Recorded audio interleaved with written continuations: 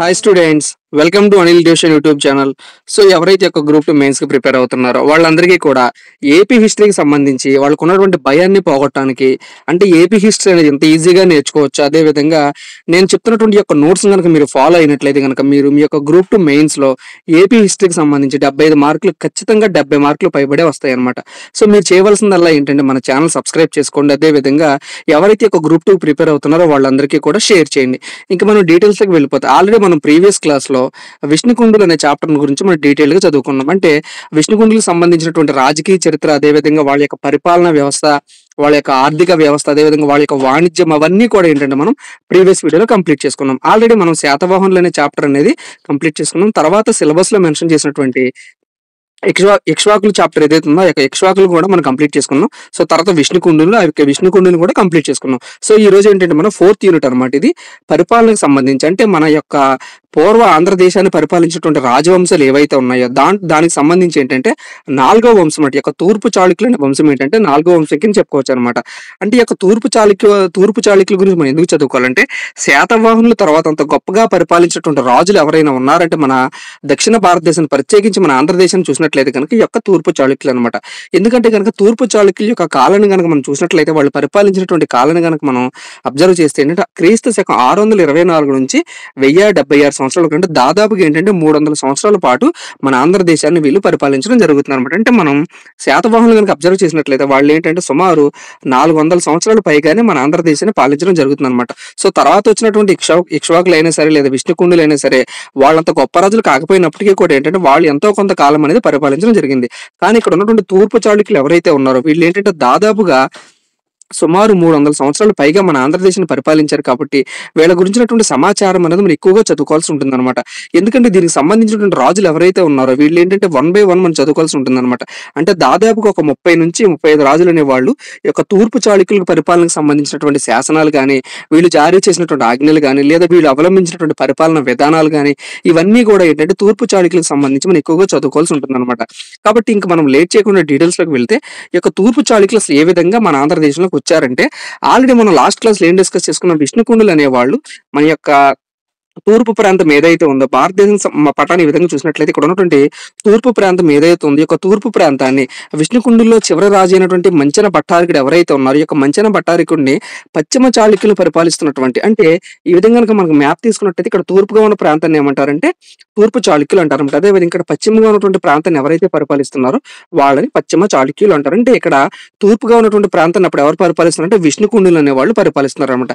ఈ విధంగా విష్ణుకుండులు పరిపాలిస్తున్నప్పుడు ఇక్కడ పశ్చిమ చాళుక్యులను పరిపాలిస్తున్నటువంటి పులకేశి II ఎవరైతే ఉన్నాడో ఇతని కన్నా ఎవరి మీద పడుతుందంటే ఇక్కడ విష్ణుకుండుల సామ్రాజ్యం మీద పడుతుంది. ఈ విధంగా ఇతను ఏం చేస్తారంటే విష్ణుకుండుల మీదకి యుద్ధానికి వెళ్ళడం జరుగుతుంది అనమాట. ఈ విధంగా పశ్చిమ చాళుక్య రాజు అయినటువంటి పులకేశి II ఏం చేస్తాడంటే విష్ణుకుండిలో ఉన్నటువంటి చివరి రాజు అయినటువంటి మంచన భట్టారకుని ఓడించి ఏం చేస్తాడంటే ఒక రాజ్యాన్ని అనేది స్థాపించడం జరుగుతుంది అనమాట. అంటే ఈ విధంగా పులకేశి II విష్ణుకుండుల చివరి రాజును ఓడించి తన తమ్ముడైనటువంటి కుబ్జ విష్ణువర్ధనుని ఏం చేస్తాడంటే సామంతుడిగా నియమించి వెళ్తాడంట. ఎందుకంటే ఆల్రెడీ మనకు పులకేశి II చూసుకున్నట్లయితే కనుక ఆల్రెడీ అతను పరిపాలిస్తున్నటువంటి రాజ్యం అనేది చాలా పెద్ద రాజ్యం అన్నమాట. అంటే పశ్చిమంగా ఉన్నటువంటి రాజ్యం ఏదైతే ఉందో ఈ యొక్క రాజ్యాన్ని మొత్తం కూడా ఏంటంటే పులకేశి II ఆల్రెడీ పరిపాలించడం జరుగుతుంది. ఆల్రెడీ ఇక్కడ ఒక రాజ్యాన్ని కూడా అతను గెలవడం జరిగింది అనమాట. అంటే ఒకే రోజు అన్ని ప్రాంతాలను పరిపాలించడం సాధ్యం కాదు. కాబట్టి ఇతను ఏం చేశాడంటే అతని తమ్ముడైనటువంటి సోదరుడైనటువంటి కుబ్జ విష్ణువర్ధనుడు ఏం చేస్తారంటే సామంత రాజు అక్కడ నియమించి అతను ఏంటంటే మరలా తిరిగి యొక్క పశ్చిమ చాళుక్య వంశం ఏదైతే ఉందో ఆ పశ్చిమ చాళుక్య వంశం వైపుకి అతను వెళ్ళిపోవడం జరుగుతుంది అనమాట. అంటే ఈ విధంగా ఈ యొక్క పులకేశి II ఏంటంటే ఫస్ట్ ఆఫ్ ఆల్ క్రీస్తు శకం 611లో ఈ యొక్క విష్ణుకుండులు ఎవరైతే ఉన్నారో వాళ్ళ మీద ఏంటంటే యుద్ధానికి రావడం జరుగుతుంది. సో తర్వాత రెండవసారి క్రీస్తు శకం 617లో యుద్ధానికి వచ్చి విష్ణుకుండులు పరిపాలిస్తున్నటువంటి చివరి రాజు అయినటువంటి మంచన భట్టారకుని ఓడించి తన తమ్ముడైనటువంటి కుబ్జ విష్ణువర్ధనుడు ఎవరైతే ఉన్నారో అతను నియమించి అతను మరలా తిరిగి వెళ్ళిపోవడం జరుగుతుంది అనమాట. అంటే ఈ విధంగా కుబ్జ విష్ణువర్ధనుడు ఎవరంటే కనుక మనకి పులకేశి II యొక్క సోదరుడు అనమాట. సో ఇప్పుడు ఏంటంటే మనకి స్వతంత్ర రాజ్య స్థాపకుడు ఈ యొక్క తూర్పు చాళుక్య వంశం ఏదైతే ఉందో, అంటే వీళ్ళు ఏంటంటే తూర్పుగా పరిపాలిస్తున్నారు కాబట్టి తూర్పు చాళుక్య వంశం అని, అదే విధంగా వేంగిని వీళ్ళు రాజధానిగా చేసుకుని పరిపాలించారు కాబట్టి వీళ్ళని వేంగి చాళుక్యులను కూడా అంటారనమాట. సో ఈ విధంగా ఇక స్వతంత్ర రాజ్యాన్ని స్థాపించింది ఎవరంటే కనుక మనకి కుబ్జ విష్ణువర్ధనుడు. అదేంటి సార్ మీరు పులకేశి II కదా సాధించిందని మీరు చెప్పారంటున్నారు కదా, కానీ పులకేశి II ఇతనికి రాజ్యాన్ని అప్పచెప్పి వెళ్ళినప్పటికీ కూడా ఇతను ఏంటంటే కొంతకాలానికి ఎప్పుడైతే ఈ యొక్క పులకేశి II మరణానంతరం అదే విధంగా ఇతను ఏంటంటే స్వతంత్రంగా తన రాజ్యాన్ని ప్రకటించుకోవడం జరుగుతుంది అనమాట. ఈ విధంగా స్వతంత్రంగా తన రాజ్యాన్ని ప్రకటించుకున్నాడు కాబట్టి మనకి యొక్క తూర్పు చాళుక్య వంశం ఏదైతే ఉందో దాని యొక్క స్వతంత్ర రాజ్య స్థాపకుడు ఎవరు అని మనకి ఎగ్జామ్‌లో అడిగినట్లయితే గనుక కుబ్జ విష్ణువర్ధనుడు అన్నమాట. అంటే 617 నుంచి క్రీస్తు శకం 617 నుంచి 624 వరకు ఏంటంటే సామంతుడిగా ఉంటారన్నమాట. ఎవరికి? పశ్చిమ చాళుక్యులు ఎవరైతే ఉన్నారో ఆ యొక్క పశ్చిమ చాళుక్యులకి ఇతను సామంతుడిగా ఉండడం జరుగుతుందన్నమాట. తర్వాత క్రీస్తు శకం 624లో ఏంటంటే స్వతంత్రం ప్రకటించి తనకు తానుగా రాజుగా స్వతంత్రం ప్రకటించుకుని తూర్పు చాళుక్య వంశాన్ని మన ఆంధ్రదేశంలో స్థాపించడం జరుగుతుందన్నమాట. ఈ విధంగా స్వతంత్ర రాజ్య స్థాపకుడు ఎవరంటే మనకి కుబ్జ విష్ణువర్ధనుడు. సో అదే విధంగా వీళ్ళ కాలంలో ఏంటంటే మనకి అనేక రాజధానులు మార్చడం జరిగిందనమాట. అంటే ఫర్ ఎగ్జాంపుల్ చూసినట్లయితే మనకి పిఠాపురం, తూర్పు గోదావరిలో ఉన్న పిఠాపురం ప్రాంతం ఏదైతే ఉందో దాన్ని రాజధానిగా చేసుకుని కొంతకాలం పరిపాలించారు. తర్వాత వేంగి ప్రాంతం ఏదైతే ఉందో అంటే ప్రస్తుతం ఉన్నటువంటి ఏలూరు ప్రాంతం ఏదైతే ఉందో దాని చుట్టుపక్కల పరిసర ప్రాంతాలంతటినీ కూడా ఏంటంటే వేంగి అని పిలవడం జరుగుతుంది. ఆ వేంగి ప్రాంతాన్ని అదే విధంగా తూర్పు గోదావరి జిల్లాలో ప్రస్తుతం ఉన్న రాజమహేంద్రవరం, రాజమండ్రి ఏదైతే ఉందో ఈ ప్రాంతాలను కూడా ఏంటంటే వాళ్ళు రాజధానిగా చేసుకుని పరిపాలించడం జరిగిందనమాట.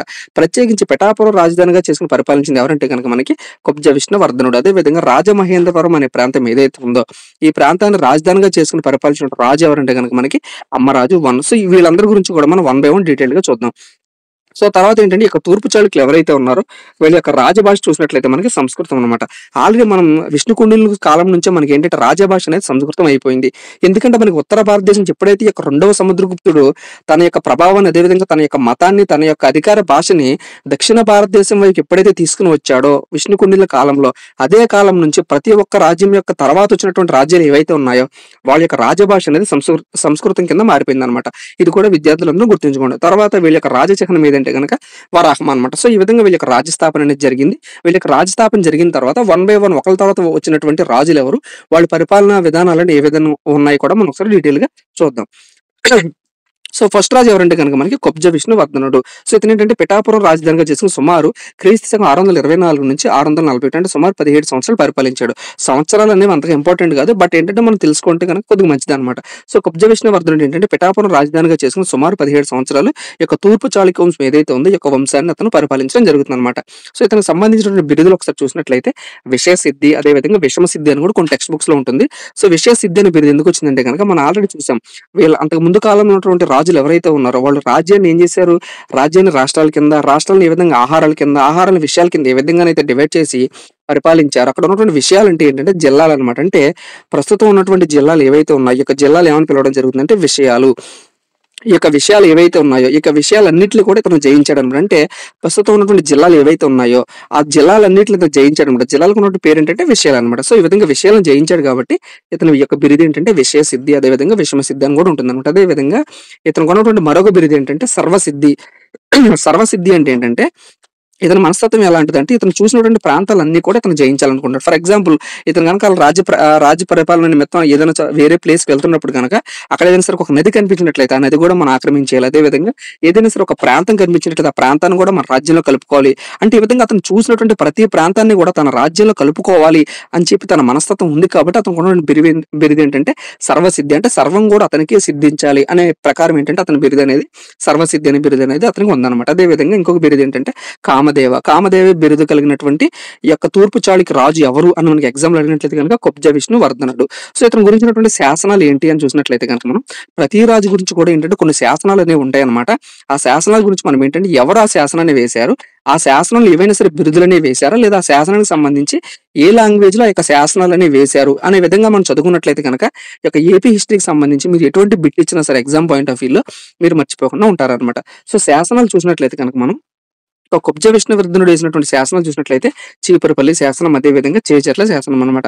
ఈ యొక్క చీపురుపల్లి శాసనం ఉన్న ప్రత్యేకత ఏంటంటే తనకు తాను అతను ఏంటంటే మహారాజుగా ప్రకటించుకున్నాడు. ఈ యొక్క కుబ్జ విష్ణువర్ధనుడు చీపురుపల్లి శాసనంలో తనకు తానుగా మహారాజును ప్రకటించుకోవడం జరిగిందనమాట. అదేవిధంగా చేజర్ల శాసనం ఇతని కాలంలో వేసినటువంటి శాసనం ఏంటంటే చేజర్ల శాసనం.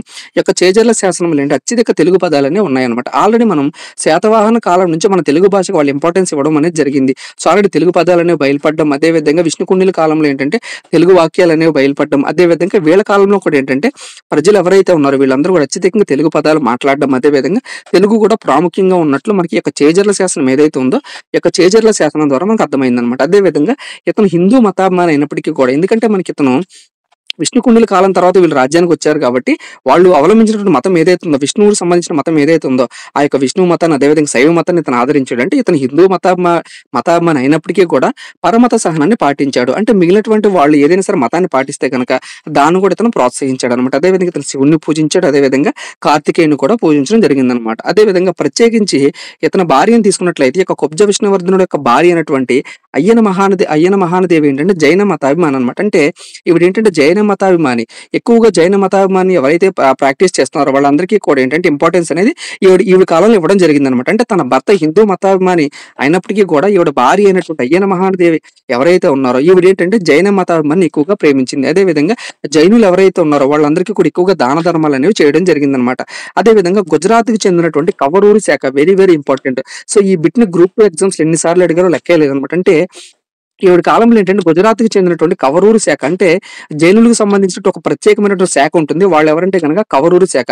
వీళ్ళు ఎక్కడ ఉంటారంటే గుజరాత్కి సంబంధించినటువంటి. ఇక గుజరాత్కి సంబంధించిన వాళ్ళు ఎప్పుడైతే ఈ విధంగా దక్షిణ ప్రాంతానికి ప్రత్యేకించి మన ఆంధ్ర ప్రాంతానికి వస్తారో వాళ్ళందరికీ కూడా ఒక ఆలయం, అంటే ఒక ఆశ్రయం, వాళ్ళందరికీ కూడా ఒక విహారాన్ని, అంటే ఈ రోజున ఉన్నటువంటి గెస్ట్ హౌస్లు ఏ విధంగా ఉన్నాయో ఆ విధంగా వాళ్ళందరికీ కూడా గెస్ట్ హౌస్ నిర్మించడానికి ఈవిడ ఏం చేసిందంటే విజయవాడలో నెడుం బసది అనే ఒక జైనాశ్రయాన్ని ఇక్కడ వచ్చినటువంటి కవరూరు జైన మతస్థులు ఎవరైతే ఉన్నారో వాళ్ళందరికీ కూడా జైన ఆలయం అనేది ఈవిడ కాలంలో నిర్మించడం జరుగుతుంది అనమాట. ఇది కూడా గుర్తుపెట్టుకోండి.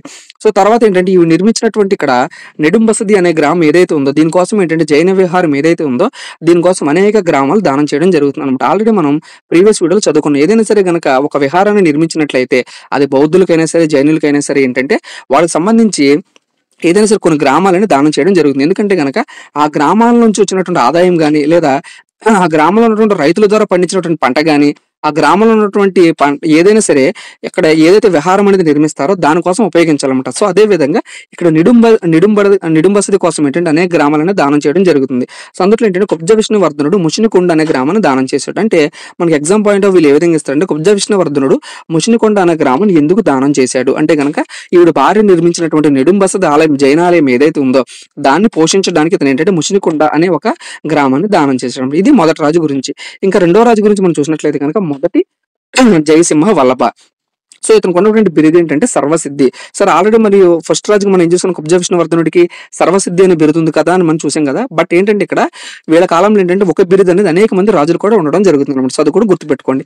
బట్ ఏంటంటే సర్వసిద్ధి అనే బిరుదు అనేది మొట్టమొదటిగా కలిగిన రాజు ఎవరంటే కనుక మనకి కుబ్జ విష్ణువర్ధనుడు. బట్ రెండవ రాజు ఎవరంటే కనుక మనకి మొదటి జయసింహ వల్లభ. అదే విధంగా ఇతనికి ఉన్నటువంటి ఇంకొక బిరుదు ఏంటంటే సర్వలోకాశ్రయ, అదే విధంగా పృథ్వీ వల్లభ. సో ఇతనికి వచ్చినటువంటి బిరుదులు సర్వసిద్ధి, సర్వలోకాశ్రయ, అదే విధంగా పృథ్వీ వల్లభ అనమాట. సో ప్రత్యేకించి ఇతని కాలంలో జరిగినటువంటి సంఘటనలు ఏంటంటే కనుక ఇటు పక్క మనకు ఆల్రెడీ మన భారతదేశ పటాన్ని ఈ విధంగా మనం చూసినట్లయితే ఇక్కడ ఉన్నటువంటి పశ్చిమ ప్రాంతం ఏదైతే ఉందో ఇక్కడ పులకేశిటు అంటే పశ్చిమ చాళుక్య రాజు అయినటువంటి పులకేశిటు ఆధీనంలో ఇక్కడ ఉన్నటువంటి రాజ్యం అనేది పరిపాలించబడుతూ ఉంది. సో ఇటు సైడ్ మనం చూసినట్లయితే కనుక తూర్పు ప్రాంతంలో ఏంటంటే ఆల్రెడీ ఇక్కడ విష్ణుకుండులు ఎవరైతే ఉన్నారో ఆ విష్ణుకుండుల ప్రాంతాన్ని ఆక్రమించి ఇక్కడ ఉన్నటువంటి తూర్పు చాళుక్యులు ఏంటంటే వీళ్ళ రాజ్యాన్ని పరిపాలించడం జరుగుతుంది. ఈ యొక్క తూర్పు చాళుక్యుల రాజవంశం కింద మనకి దక్షిణాన్ని ఏంటంటే పల్లవులు వాళ్ళ యొక్క రాజ్య విస్తరణ అదేవిధంగా పల్లవులు పరిపాలించడం జరుగుతుంది అనమాట. సో ఇప్పుడు ఏంటంటే మనకి తన కాలంలో ప్రత్యేకించి ఇక్కడ తూర్పు చాళుక్య వంశం అదేవిధంగా ఇక్కడ పల్లవులు ఎవరైతే ఉన్నారో వీళ్ళిద్దరికీ మధ్యలో ఏంటంటే మనకి ప్రకాశం నెల్లూరు సరిహద్దుగా కలిగినటువంటి ప్రాంతాలు ఏవైతే ఉన్నాయో ఈ రెండు ప్రాంతాలు అనేవి ఎవరి ఆధీనంలో ఉండవు అనమాట. అంటే ఇక్కడ ప్రత్యేకించి ఇక్కడ ఎవరు ఉంటారంటే మనకి బోయకట్టలు అంటే ఒక గిరిజన తెగవాళ్ళు అనమాట. బోయలు ఉంటారనమాట. అంటే గిరిజనులు ఎవరైతే ఉన్నారో వాళ్ళకి సంబంధించినటువంటి గిరిజన తెగవాళ్ళు ఏంటంటే ఈ యొక్క ప్రకాశం నెల్లూరు జిల్లా ప్రాంతాల్లో ఎక్కువగా ఈ యొక్క బోయకట్టలు అనే తెగవాళ్ళు నివసించడం జరుగుతుంది అనమాట. సో వీళ్ళ కన్ను ఎవరి మీద పడుతుందంటే ఇక్కడ ఉన్నటువంటి బోయకట్టలు ఎవరైతే ఉన్నారో వాళ్ళ మీద వీళ్ళ కన్ను అనేది పడుతుంది. అంటే ఇటు పక్క వేంగి చాళుక్యులేమో వీళ్ళని కనుక ఆక్రమించుకుంటే కనుక మన రాజ్యం అనేది ఇంకా పెద్దదవుతుంది కదా అని చెప్పి వీళ్ళు అనుకుంటారు. ఇటు పక్కే ఉన్నటువంటి పల్లవులు కూడా ఏం చేస్తారంటే వాళ్ళకి ఉత్తరాన ఉన్నటువంటి యొక్క బోయకట్టలు ఏదైతే ఉందో ఈ యొక్క ప్రాంతాన్ని కనుక పల్లవులు ఆక్రమించుకుంటే కనుక వాళ్ళ సామ్రాజ్యం అనేది పెద్దదవుతుంది. ఈ విధంగా ఇతని కాలంలోనే మనకి పల్లవులకి వేంగి చాళుక్యులకి మధ్య మొట్టమొదటిసారిగా యుద్ధం అనేది ఎవరి కాలంలో జరిగింది అని మనకి ఎగ్జామ్ పాయింట్ ఆఫ్ వ్యూ ఇచ్చినట్లయితే కనుక మొదటి జయసింహ వల్లభ. అదే విధంగా సో ఇతని కాలంలో ఏం జరుగుతుంది, ఈ విధంగా బోయకట్టలను ఆక్రమించుకున్న ఒక పక్క వేంగి చాళుక్యులు అదే విధంగా ఒక పక్క పల్లవులు అనమాట. అంటే ఇతని కాలంలో తూర్పు చాళుక్యులకి పల్లవులకి కూడా ఏంటంటే యుద్ధం అనేది జరగడం జరుగుతుంది అనమాట. సో యుద్ధంలో ఎవరు గెలుస్తారంటే కనుక పెద్ద మందార శాసనం ప్రకారం ఏంటంటే యుద్ధంలో వేంగి చాళుక్యులు అనే వాళ్ళు విజయం సాధించడం జరుగుతుంది అనమాట. ఈ విధంగా యుద్ధంలో విజయం సాధించిన వేంగి చాళుక్యులు ఎవరైతే ఉన్నారో వీళ్ళు ఏం చేస్తారంటే ఇక్కడ ఉన్నటువంటి గిరిజన తెగలు ఎవరైతే ఉన్నారో బోయకట్ట అనే గిరిజన తెగలు ఎవరైతే ఉన్నారో వాళ్ళు నివసిస్తున్నటువంటి ప్రాంతాలను కూడా తమ రాజ్యంలో కలుపుకోవడం జరుగుతుంది అనమాట. అదే విధంగా ఇతని కాలంలో ఏంటంటే ఇంకొక మేజర్ ఇన్సిడెంట్ ఏంటంటే ఇక్కడ మనకి ఇక్కడ కళింగ ప్రాంతం అంటే కారవేలుడు పరిపాలిస్తున్నటువంటి కళింగ ప్రాంతం అంటే ప్రస్తుతం ఉన్న ఒరిస్సా ప్రాంతం ఏదైతే ఉందో ఇక్కడ కళింగ ప్రాంతం ఉంటుందన్నమాట. ఆ కళింగ ప్రాంతం కింద ఏంటంటే కొన్ని కొన్ని చిన్న చిన్న రాజ్యాలు ఉంటాయి. వీటిని ఏమంటారంటే కళింగాంధ్ర రాజ్యాలు అంటారన్నమాట. ఈ యొక్క కళింగాంధ్ర రాజ్యాలని కూడా ఈ మొదటి జయసింహ వల్లభ అనే అతను ఏంటంటే జయించాడు అనమాట. అంటే ఆల్రెడీ ఇతను ఏదైతే ఈ యొక్క వేంగి చాళుక్యులు కింద ఉన్నటువంటి బోయకట్టలు ఉన్నారో వాళ్ళని కూడా జయించడం జరుగుతుంది. అదే విధంగా కళింగాంధ్ర ప్రాంతాలు ఏవైతే ఉన్నాయో ఈ యొక్క కళింగాంధ్ర రాజ్యాలను కూడా ఇతను జయించడం జరుగుతుంది అనమాట. సో ఇతనికి సంబంధించినటువంటి శాసనాలు ఏంటంటే రేయూరు శాసనం, చందలూరు శాసనం, అదేవిధంగా కొండనాగూరు శాసనం. సో ఈ యొక్క 3 శాసనాల ప్రకారం మనకి ఎటువంటి ఆధారాలు లభిస్తున్నాయంటే బోయలు అనేవాళ్ళు అంటే వాల్మీకి యొక్క గిరిజన తెగకు సంబంధించినటువంటి ఎవరైతే ఉన్నారో వీళ్ళందరూ కూడా గిరిజన తెగను వేంగి చాళుక్యులు ఆక్రమించారు అని చెప్పడానికి మనకు ఉన్నటువంటి ఆధారాలు ఏంటంటే రేయూరు శాసనం, చందలూరు శాసనం, అదేవిధంగా కొండనాగూరు శాసనం అన్నమాట. అదేవిధంగా ఇతని కాలంలో ఇతను ప్రత్యేకించి ఒక శాసనం అనేది వేస్తాడు. ఇది వెరీ వెరీ ఇంపార్టెంట్. ఇది ఏంటంటే నిడమదర్రు శాసనం. ఈ యొక్క నిడమదర్రు శాసనం ప్రకారం ఏంటంటే ఇతని కాలంలో ఏంటంటే వైద్య రంగంలో ఘటికలు అనేవి ఏర్పాటు చేయడం జరుగుతుంది. ఆల్రెడీ మనం ఘటికలు అంటే ఏం చదువుకున్నాం, ఆ యొక్క విద్యాలయాలు. బట్ ఇతని కాలంలో ఏంటంటే వైద్య రంగంలో ఘటికాలయాలు ఏంటంటే ప్రస్తుతం ఉన్నటువంటి హాస్పిటల్స్ అనేవి ఏ విధంగా ఉన్నాయో అదే విధంగా ఇతని కాలంలో ఏంటంటే వైద్య రంగంలో ఘటికలు అనేవి ఇతని కాలంలోనే ఏర్పాటు చేయడం జరుగుతుంది. సో ఇతని తర్వాత వచ్చినటువంటి రాజు ఎవరంటే కనుక మనకి ఇంద్ర భట్టారకుడు. ఈ యొక్క ఇంద్ర భట్టారకుడు గురించినటువంటి సమాచారం ఎక్కువగా మనకి లభ్యం కాలేదు. ఎందుకంటే కనుక ఇతను అంత గొప్ప రాజు కాదు కాబట్టి. సో ఇతను ఏంటంటే కేవలం 7 రోజులు ఇతని పరిపాలన అనేది కొనసాగించడం జరుగుతుంది. బట్ ఇతని కాలంలో ఏంటంటే ఇతను అనేకమైనటువంటి దాన ధర్మాలు చేయడం జరుగుతుంది కాబట్టి ఇతనికి ఉన్నటువంటి బిరుదు ఏంటంటే త్యాగధీరం అనే బిరుదు అనేది ఉంటుంది అనమాట. సో ఇతనికి సంబంధించినటువంటి శాసనం ఏంటంటే కొండనాగూరు శాసనం వేయించినటువంటి రాజు ఎవరంటే కనుక మనకి ఇంద్ర భట్టారకుడు. ఈ యొక్క ఇంద్ర భట్టారకుడు తర్వాత మనకి రాజ్యానికి వచ్చినటువంటి రాజు ఎవరంటే కనుక మనకి 2వ విష్ణువర్ధనుడు. ఈ యొక్క 2వ విష్ణువర్ధనుకు ఉన్నటువంటి బిరుదులు ఏంటంటే ప్రళయాదిత్య. సో ప్రళయాదిత్య అనే బిరుదు కలిగినటువంటి యొక్క తూర్పు చాళుక్య రాజు ఎవరంటే కనుక మనకి 2వ విష్ణువర్ధనుడు. సో ఇతనికి సంబంధించినటువంటి శాసనాలు ఏంటంటే కనుక మనకి రేయూరు, అదేవిధంగా తేరాల శాసనం. ఈ 2 శాసనాలు కూడా ఏంటంటే ఇతని కాలంలో 2వ విష్ణువర్ధనుడు శాసనాలు అనేవి వేయించడం జరుగుతుంది. సో ఇతని తర్వాత రాజ్యానికి వచ్చినటువంటి రాజు ఎవరంటే కనుక మనకి 2వ జయసింహ వల్లభ. సో ఇతనికి ఉన్నటువంటి బిరుదు ఏంటంటే నిర్వర్య. సో 2వ జయసింహ వల్లభకు ఉన్నటువంటి బిరుదు నిర్వర్య అనమాట. సో ఇతని తర్వాత ఏంటంటే ఇతని కొడుకులు రాజ్యానికి రావడం జరుగుతుంది. సో వీళ్ళిద్దరిలో కూడా ఏంటంటే గొడవలు అనేవి జరుగుతాయి అనమాట. అంటే ఇక మన చరిత్రలో ఎప్పుడు చూసుకున్నప్పటికీ కూడా ఎప్పుడైనా సరే ఒక రాజ్యం తర్వాత ఇద్దరు కనుక అన్నదమ్ములు కనుక ఉన్నట్లయితే కనుక వీళ్ళిద్దరి మధ్య ఏంటంటే సింహాసనం కోసం ఖచ్చితంగా గొడవలు అనేవి జరుగుతాయి అనమాట. సో అదే విధంగా ఈ యొక్క 2వ జయసింహ వల్లభ తర్వాత ఇతనికి ఉన్నటువంటి ఇద్దరు కొడుకులైనటువంటి విక్రమాదిత్య 3, అదే విధంగా కొక్కిరి విక్రమాదిత్య. సో విష్ణువర్ధనుడు 3, అదే విధంగా కొక్కిరి విక్రమాదిత్య అనమాట. సో వీళ్ళిద్దరి మధ్య కూడా ఏంటంటే గొడవలు అనేవి జరగడం జరుగుతుంది అనమాట. సో ఎప్పుడైతే గొడవలు జరుగుతున్నాయో ఇతను తమ్ముడైనటువంటి కొక్కిరి ఏం చేస్తాడంటే సింహాసనాన్ని అధిష్టిస్తాడు అనమాట. అంటే యాక్చువల్గా ఏంటంటే తండ్రి తర్వాత సింహాసనం అధిష్ఠించేది ఎవరంటే పెద్ద కొడుకు అనమాట. బట్ ఇక్కడ ఏం చేస్తాడంటే ఇక కొక్కిరి విక్రమాదిత్య అక్రమంగా ఏం చేస్తాడంటే ఈ యొక్క తూర్పు చాళుక్య వంశం ఏదైతే ఉందో దాని యొక్క సింహాసనాన్ని ఇతను అధిష్ఠించడం జరుగుతుంది అనమాట. ఈ విధంగా తమ్ముడు ఏంటంటే 6 నెలల పాటు సింహాసనం అక్రమంగా అధిష్ఠించి అతను పరిపాలించడం జరుగుతుంది అనమాట. సో దీన్ని గుర్తించినటువంటి ఇక విష్ణువర్ధన 3 ఏం చేస్తాడంటే తర్వాత ఇక కొక్కిరి తన తమ్ముడైనటువంటి కొక్కిరి ఎవరైతే ఉన్నాడో ఇక కొక్కిరిని ఏంటంటే యుద్ధంలో అతను ఓడిస్తాడు అనమాట. ఓడించి ఏం చేస్తాడంటే తరిమేస్తాడు అనమాట. అంటే అతను పరిపాలిస్తున్న తూర్పు చాళుక్య వంశం నుంచి అతని తమ్ముడిని ఏం చేస్తాడంటే బయటికి పంపించడం జరుగుతుంది అనమాట. సో ఈ విధంగా బయటికి పంపించిన తర్వాత ఇది ఏం చేస్తాడంటే ఒరిస్సా ప్రాంతం ఏదైతే ఉందో ఆ ఒరిస్సా ప్రాంతానికి పారిపోయి అక్కడ ఏంటంటే యలమంచిలి అని ఒక సామ్రాజ్యాన్ని స్థాపించి దాన్ని రాజధానిగా చేసుకుని తన తమ్ముడైనటువంటి కొక్కిరి ఏంటంటే అక్కడ పరిపాలన అనేది కొనసాగిస్తూ ఉంటాడు అనమాట. సో ఇతని తర్వాత రాజ్యానికి వచ్చినటువంటి రాజు ఎవరంటే కనుక మనకి విష్ణువర్ధన 3 అనమాట. సో విష్ణువర్ధన 3కి ఉన్నటువంటి బిరుదులు ఏంటంటే సర్వలోకాశ్రయ, అదేవిధంగా త్రిభువన అంకుశుడు, అదేవిధంగా సప్త భువనాశ్రయ. సో బిరుదులు కూడా వెరీ వెరీ ఇంపార్టెంట్ అనమాట. అంటే ప్రతి రాజుకు సంబంధించిన బిరుదులను నేను చెప్పేటప్పుడు మీకు వీలైతే మీరు ఖచ్చితంగా ఒక నోట్స్ అనేది ఫాలో అవ్వండి. లేదు మీరు కనుక ఖచ్చితంగా ఈ పీడిఎఫ్ కనుక మీకు కావాలంటే కనుక ఖచ్చితంగా మీరు మన ఛానల్లో జాయిన్ అవ్వండి. అందరికీ కూడా నేను పీడిఎఫ్ అనేది షేర్ చేస్తాను అనమాట. సో ఈ యొక్క విష్ణువర్ధన 3కి సంబంధించిన బిరుదులు చూసినట్లయితే సర్వలోకాశ్రయ, అదేవిధంగా త్రిభువనాంకుశుడు, అదేవిధంగా సప్త భువనాశ్రయ అనేటువంటి బిరుదులు అనేవి మనకి ఈ యొక్క విష్ణువర్ధన 3కి ఉన్నాయన్నమాట. సో ఇతని కాలంలో ఏంటంటే మనకి మేజర్ ఇన్సిడెంట్స్ అనేవి చాలా జరుగుతాయి అనమాట. సో దీని గురించి ఏంటంటే విద్యార్థులందరూ కూడా ఒకసారి జాగ్రత్తగా గమనించండి. సో మనం కనుక ఒకసారి ఇక్కడ పటం తీసుకున్నట్లయితే భారతదేశ పటం ఈ విధంగా మనకి పశ్చిమ ప్రాంతం ఏదైతే ఉందో ఇక్కడ ఏంటంటే పశ్చిమ చాళుక్యులు అనేవాళ్ళు వాళ్ళ యొక్క రాజ్యాన్ని, వాళ్ళ యొక్క రాజ్య పరిపాలన స్థాపించారు. వాళ్ళ యొక్క రాజ్య పరిపాలన ఇటు పక్క సాగుతుంది అనమాట. సో ఇటు సైడ్ చూసినట్లయితే మనకి తూర్పు ప్రాంతం ఏదైతే ఉందో ఇక్కడ ఏంటంటే తూర్పు చాళుక్యులు అనేవాళ్ళు వాళ్ళ యొక్క రాజ్యాన్ని స్థాపించారు. వాళ్ళ యొక్క రాజ్య పరిపాలన అనేది కొనసాగుతుంది అనమాట. ఎప్పుడైతే ఇక పశ్చిమ చాళుక్యుల్లో సామంతులుగా ఉన్నటువంటి రాష్ట్రకూటులు ఎవరైతే ఉన్నారో ఈ యొక్క రాష్ట్రకూటులు ఏం చేస్తారంటే ఒక రాజు ఎప్పుడైనా సరే పరిపాలించేటప్పుడు ఏంటంటే ఆ రాజు ఆ యొక్క ప్రాంతాన్ని మొత్తం కూడా పరిపాలించలేడు కాబట్టి దానికి ఏంటంటే ఎంతో కొంతమందిని సామంత రాజులుగా పెట్టుకోవడం జరుగుతుందన్నమాట. ఇది మనకి శాతవాహనుల కాలం నుంచి ఆనవాయితీగా వస్తుందన్నమాట. సో ఈ విధంగా సామంతులుగా ఉన్నటువంటి రాష్ట్రకూటులు ఎవరైతే ఉన్నారో ఈ యొక్క రాష్ట్రకూటులు ఏం చేస్తారంటే పశ్చిమ చాళుక్యులు ఎవరైతే ఉన్నారో ఈ యొక్క పశ్చిమ చాళుక్యులు ఎప్పుడైతే గనక బలహీనం అయిపోతారో అంటే ఈ యొక్క పశ్చిమ చాళుక్యులు కూడా గొప్ప వంశం అయినప్పటికీ కూడా చివరి రాజు అయినటువంటి కీర్తివర్మ ఎవరైతే ఉంటాడో అంటే పులకేశి 2 తర్వాత వచ్చినటువంటి పులకేశి 2 కొడుకునటువంటి కీర్తివర్మ ఎవరైతే ఉన్నారో ఈ యొక్క కీర్తివర్మని ఏం చేస్తారంటే ఇక రాష్ట్రకూటులు ఏం చేస్తారంటే ఓడిస్తారనమాట. అంటే ఇటు పక్క పశ్చిమ చాళుక్య వంశం ఏదైతే ఉందో ఈ యొక్క పశ్చిమ చాళుక్య వంశంలో చివరి రాజు అయినటువంటి కీర్తివర్మ ఎవరైతే ఉన్నాడో ఈ యొక్క కీర్తివర్మని ఈ యొక్క రాష్ట్రకూటు రాజు అయినటువంటి దంతిదుర్గుడు ఏం చేస్తాడంటే ఓడించి ఈ యొక్క పశ్చిమ చాళుక్య వంశాన్ని తీసివేసి తన సామ్రాజ్యమైనటువంటి రాష్ట్రకూట వంశాన్ని ఇతను స్థాపించడం జరుగుతుంది అనమాట. సో మరలా చెప్తున్నాను ఒకసారి జాగ్రత్తగా చూడండి. ఇక్కడ పశ్చిమ చాళుక్యులు అనేవాళ్ళు పరిపాలిస్తూ ఉన్నారు. ఇతను సామంతులైనటువంటి రాష్ట్రకూటులు ఏంటంటే చివరి రాజు అయినటువంటి కీర్తివర్మను ఓడించి ఆ దంతిదుర్గుడు అన్న అతను ఏంటంటే రాష్ట్రకూట వంశాన్ని స్థాపించడం జరుగుతుంది అనమాట. అంటే మనకి ఎగ్జామ్ పాయింట్ ఆఫ్ వ్యూ ఎలా ఇస్తాడంటే ఎవరి కాలంలో రాష్ట్రకూటులు అనేవాళ్ళు వాళ్ళ యొక్క వంశాన్ని స్థాపించడం జరిగిందంటే విష్ణువర్ధన 3 కాలంలో అంటే ఇటు పక్క ఏంటంటే మనకి తూర్పు చాళుక్యం వైపు విష్ణువర్ధన 3 ఏంటంటే పరిపాలన అనేది కొనసాగించడం జరుగుతుంది. సో అతని కాలంలో ఏంటంటే రాష్ట్రకూటులు అనేవాళ్ళు దంతిదుర్గుడి సహాయంతో రాష్ట్రకూట వంశం అనేది స్థాపించడం జరిగిందనమాట.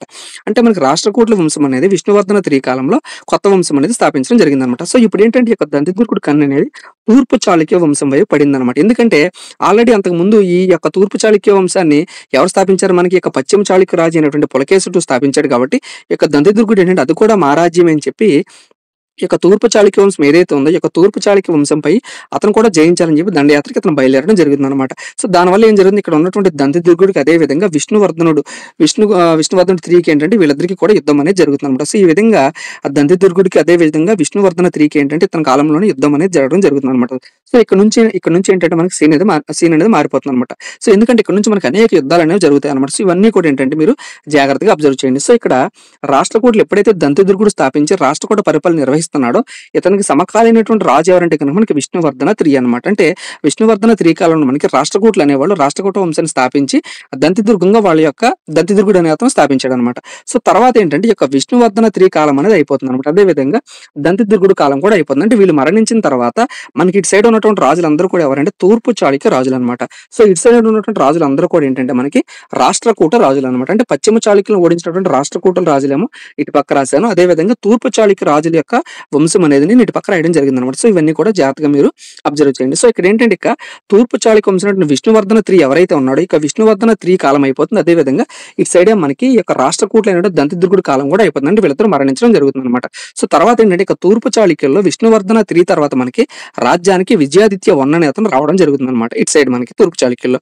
సో ఇటు సైడ్ చూసినట్లయితే మనకి రాష్ట్రకూటలో కృష్ణ 1 అనే అతను మనకి యొక్క రాష్ట్రకూటుల రాజ్యానికి రావడం జరుగుతుంది అనమాట. సో ఇప్పుడు ఏం జరుగుతుందంటే ఇక విజయాదిత్య 1 ఏం చేస్తాడంటే ఈ యొక్క కృష్ణ 1 ఎవరైతే ఉన్నాడో ఈ యొక్క రాష్ట్రకూటులకు చెందినటువంటి కృష్ణ 1 మీదకి తన సేనాని అయినటువంటి రాహపను పంపిస్తాడు. అంటే యుద్ధానికి ఇక తన సేనాని అయినటువంటి రాహపను పంపించడం జరుగుతుంది అనమాట. ఈ యొక్క రాహప ఎప్పుడైతే ఈ యొక్క కృష్ణ 1తో యుద్ధానికి వెళ్తాడో ఇక్కడ ఏం జరుగుతుందంటే కృష్ణ అనే అతను గెలుపొందుతాడు అనమాట. ఎవరి మీద? తూర్పు చాళుక్య రాజు అయినటువంటి విజయాదిత్య 1 మీద ఇక్కడ కృష్ణ అతను గెలుపు అనేది పొందడం జరుగుతుంది అనమాట. సో ఎప్పుడైతే ఈ విధంగా రాష్ట్రకూటులు యొక్క తూర్పు చాళుక్య రాజ్యాన్ని ఓడించారో వీళ్ళు ఏం చేస్తారంటే ఇక్కడ ఉన్నటువంటి రాష్ట్రకూటులు ఈ యొక్క తూర్పు చాళుక్యులు సామంతులుగా చేసుకుని పరిపాలించడం కొనసాగుతుంది అనమాట. అంటే వెరీ వెరీ ఇంపార్టెంట్. అండ్ ఎవరి కాలంలో మనకి తూర్పు చాళుక్యులు అనే ఇంత గొప్ప సామ్రాజ్యం అయినటువంటి తూర్పు చాళుక్య వంశం అనేది రాష్ట్రకూటులకు సామంతులుగా మారిందంటే కనుక మనకి విజయాదిత్య 1 కాలంలో అనమాట. సో ఎందుకంటే ఇక విజయాదిత్య ఏం చేశాడు? రాహప్ప అని ఇతని మీద యుద్ధానికి పంపాడు. సో ఇక్కడ ఏం జరిగిందంటే కృష్ణ 1 అనేది గెలిచాడు కాబట్టి ఇతను ఏంటంటే వాళ్ళ యొక్క రాజవంశం తూర్పు చాళుక్య వంశం ఏదైతే ఉందో దాని అంతటిని కూడా ఏంటంటే సామంతులుగా చేసుకుని పరిపాలించడం జరిగింది అనమాట. సో తర్వాత చూసినట్లయితే సినారియో మరి ఇక కృష్ణ 1 కాలం కూడా అయిపోతుంది అనమాట. అదే విధంగా విజయాదిత్య 1 కాలం కూడా అయిపోతుంది. అంటే వీళ్ళిద్దరు కూడా మరణించడం జరుగుతుంది.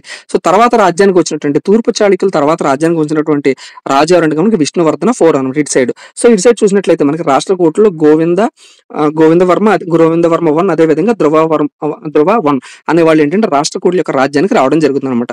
సో ఇతని కాలంలో ఏం జరుగుతుందంటే ఇక్కడ వచ్చినటువంటి విష్ణువర్ధన 4 ఎవరైతే ఉన్నాడో వీళ్ళిద్దరి మధ్య కూడా ఏంటంటే రాజ్యానికి అంటే సింహాసనం ఎవరు అధిష్ఠించాలని చెప్పి వీళ్ళిద్దరి మధ్యలో గొడవలు జరుగుతుంది. అంటే ఒక పక్కేమో రాష్ట్రకూటుల్లో కృష్ణ 1 కొడుకులైనటువంటి గోవిందవర్మ 1 అదే విధంగా ధ్రువ 1 మధ్యలో ఏంటంటే సింహాసనాన్ని ఎవరు అధిష్ఠించాలని చెప్పి గొడవలు జరుగుతున్నాయి. కాబట్టి దీని అవకాశంగా తీసుకున్నటువంటి తూర్పు చాళుక్య రాజు విష్ణువర్ధన 4 ఏం చేస్తాడంటే ఇక్కడ గోవిందవర్మ ఎవరైతే ఉన్నాడో ఈ గోవిందవర్మకి మద్దతు ఇవ్వడం జరుగుతుందన్నమాట. అంటే ఇక్కడ తూర్పు చాళుక్య రాజు అయినటువంటి విష్ణువర్ధన 4 రాష్ట్రకూట రాజు అయినటువంటి గోవిందవర్మ ఎవరైతే ఉన్నాడో ఇతనికి ఏంటంటే మద్దతు అనేది ఇవ్వడం జరుగుతుందన్నమాట.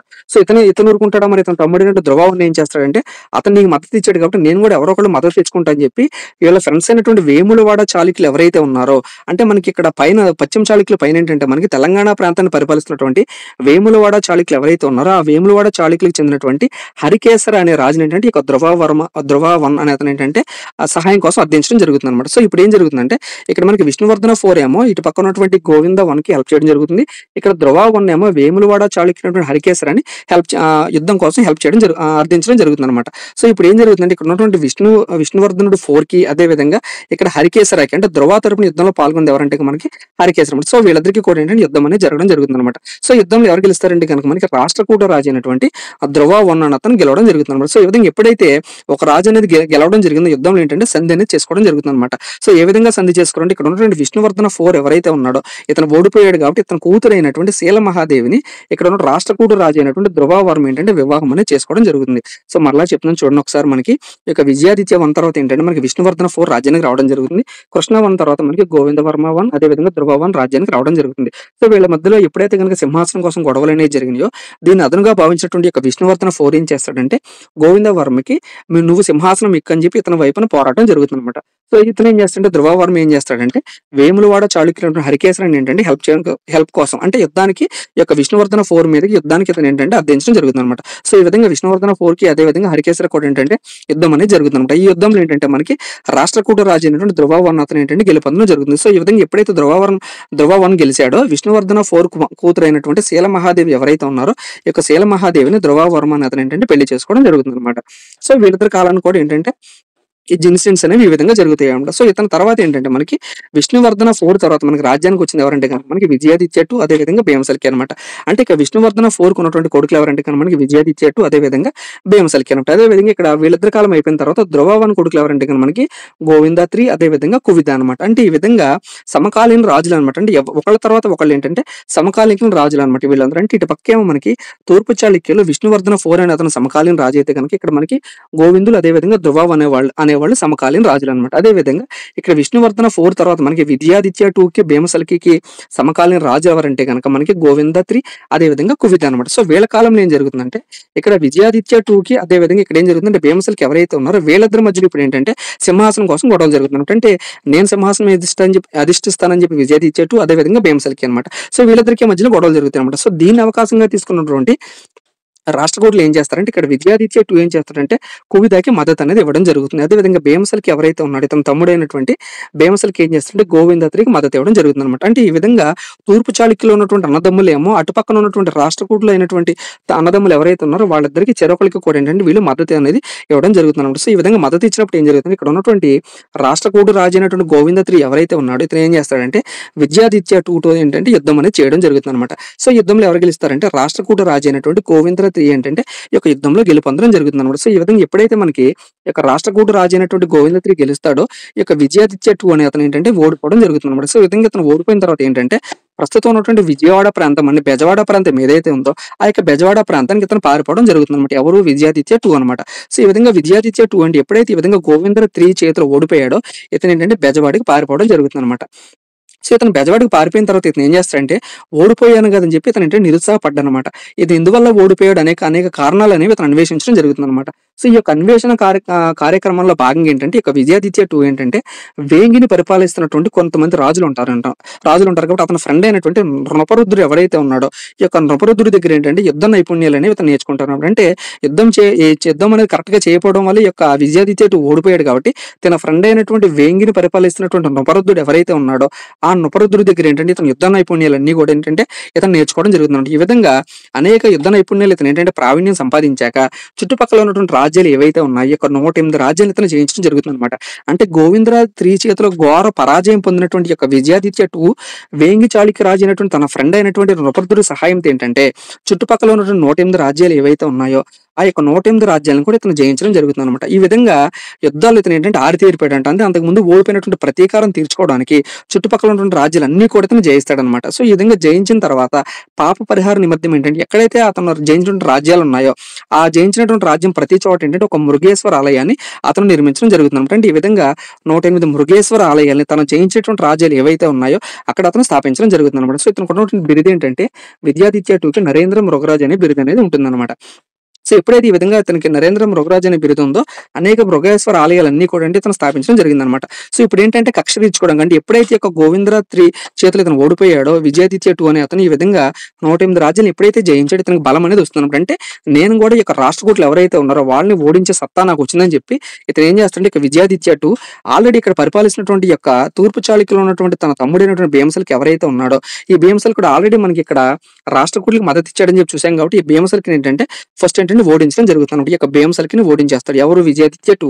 భీమసల్కి తర్వాత మనకి రాష్ట్రకూటులు ఏంటంటే గోవిందరా 3 ఆల్రెడీ గోవిందరా 3 చేతుల్లో ఇతను ఓడిపోయాడు కాబట్టి ఇక్కడ గోవింద 3ని కూడా ఇతను ఏంటంటే ఓడించడం జరుగుతుంది. అదే విధంగా పశ్చిమ గంగులను కూడా ఇతను ఓడించడం జరుగుతుంది అనమాట. అంటే ఈ యొక్క రాష్ట్రకూట వంశం ఏదైతే ఉందో వాళ్ళ కింద ఉన్నటువంటి పశ్చిమ గంగులు ఎవరైతే ఉన్నారో ఆ పశ్చిమ గంగులను కూడా ఇతను ఓడించడం జరుగుతుంది అనమాట. అంటే అంతకుముందు వీళ్ళ రాష్ట్రకూటుల చేతిలో ఓడిపోయినట్టు ఒక విజయాదిత్య 2 ఏంటంటే అనేక యుద్ధ నైపుణ్యాలు అనేవి ఎప్పుడైతే నేర్చుకుంటాడో తన సొంత తమ్ముడైనటువంటి భీమసల్కిని అదేవిధంగా రాష్ట్రకూట రాజు అయినటువంటి గోవిందర 3ని అదేవిధంగా వీళ్ళ కింద ఉన్నటువంటి రాజ్యమైన పరిపాలిస్తున్నటువంటి పశ్చిమ గంగులు ఎవరైతే ఉన్నారో వాళ్ళందరినీ కూడా ఓడించేస్తారు. వీళ్ళందరినీ కూడా ఓడించేసి వీళ్ళ చేతిలో ఉన్నటువంటి రాష్ట్రకూటుల చేతిలో ఉన్నటువంటి తూర్పు చాళుక్య వంశం ఏదైతే ఉందో తిరిగి తూర్పు చాళుక్య వంశాన్ని ఇతను స్థాపించడం జరుగుతుంది అనమాట. అంటే మనకి తిరిగి తూర్పు చాళుక్య వంశాన్ని స్థాపించినటువంటి రాజు ఎవరంటే కనుక మనకి విజయాదిత్య 2 అనమాట. ఎవరిని ఓడించాడంటే మనకి గోవింద 3ని ఓడించి రాష్ట్రకూట రాజు అయినటువంటి గోవింద 3ని ఇతను ఓడించి తిరిగి తూర్పు చాళుక్య రాజ్యాన్ని ఇతను స్థాపించడం జరుగుతుంది అనమాట. అంటే మరలా తూర్పు చాళుక్య వంశానికి సంబంధించిన పునర్వైభవం అనేది ఇతని కాలంలో రావడం జరుగుతుంది అనమాట. సో, ఈ విధంగా ఎప్పుడైతే మనకి ఈ యొక్క రాష్ట్రకూట రాజు అయినటువంటి గోవింద 3 అని అతను ఓడిపోతాడు ఇతను కూడా ఏంటంటే ఒక సంధి కోసం ఏంటంటే గుజరాత్ ని పరిపాలిస్తున్నటువంటి సువర్ణ కనకరాజు అనే ఒక రాజుని ఏంటంటే సంధి కోసం ఈ యొక్క విజయాదిత్య 2 దగ్గరికి పంపిస్తాడు అనమాట. అంటే ఇతను ఓడిపోయాడు కాబట్టి ఏదైనా సంధి చేసుకోవాలని చెప్పి ఇతని దగ్గరికి పంపించడం జరుగుతుంది అనమాట. సో, అప్పుడు ఇతను ఏం చేస్తాడంటే గోవింద 3 కూతురైనటువంటి శీలమహాదేవి ఎవరైతే ఉందో ఈ యొక్క శీలమహాదేవిని విజయాదిత్య 2 కొడుకైనటువంటి 5వ విష్ణువర్ధనుడు ఎవరైతే ఉన్నాడో వాళ్ళిద్దరికీ కూడా వివాహం అనేది చేయడం జరుగుతుంది అనమాట. సో, మరలా ఒకసారి చెప్తున్నాను చూడండి. ఇక్కడ గోవిందవర్మ 3 చేతిలో ఓడిపోయినటువంటి ఈ యొక్క విజయాదిత్య 2 దగ్గరికి గోవిందవర్మ ఏం చేస్తాడంటే గుజరాత్ ను పరిపాలిస్తున్నటువంటి సువర్ణ కనకరాజు అనే అతను ఏంటంటే సంధికి పంపించడం జరుగుతుంది అనమాట. ఈ విధంగా సంధికి పంపించినప్పుడు ఈ యొక్క గోవింద 3 కూతురైనటువంటి శీలమహాదేవిని విజయాదిత్య 2 కొడుకైనటువంటి 5వ విష్ణువర్ధనుడు ఎవరైతే ఉన్నారో వీళ్ళందరికీ కూడా వివాహం అనేది చేయడం జరుగుతుంది. సో, ఈ విధంగా గోవింద 3కి శీలమహాదేవికి అదే విధంగా విజయాదిత్య 2 కొడుకైనటువంటి 5వ విష్ణువర్ధనుడికి పుట్టినటువంటి కొడుకు ఎవరంటే కనుక మనకి గుణగ విజయాదిత్యుడు. అంటే తూర్పు చాళుక్యుల్లో అత్యంత గొప్ప రాజు ఎవరంటే కనుక మనకి గుణగ విజయాదిత్యుడు అనమాట. ఈ యొక్క గుణగ విజయాదిత్యుడి గురించి మనం నెక్స్ట్ వీడియోలో ఇప్పటికే వీడియోలు అంతా ఎక్కువైపోయింది కాబట్టి మనం నెక్స్ట్ వీడియోలో ఒక గుణగ విజయాదిత్యుడు సాధించినటువంటి విజయాలు ఇతని కాలంలో జరిగినటువంటి శాసనాలు ఇతను సాధించినటువంటి విజయాలు ఇతనికి ఉన్నటువంటి బిరుదులు అన్ని కూడా ఏంటంటే మనం నెక్స్ట్ వీడియోలో చదువుకుందాం అనమాట. సో, ఇది ఈ యొక్క తూర్పు చాళుక్యానికి సంబంధించినటువంటి ఫస్ట్ క్లాస్ అనమాట. ఈ యొక్క క్లాస్ ఎలా ఉంది అదే విధంగా మీకు ఎటువంటి డౌట్ ఉన్నా సరే కింద కామెంట్ సెక్షన్ లో కామెంట్ చేయండి. ఫైనల్ గా మన ఛానల్ ని సబ్స్క్రైబ్ చేసుకోండి. Thank you.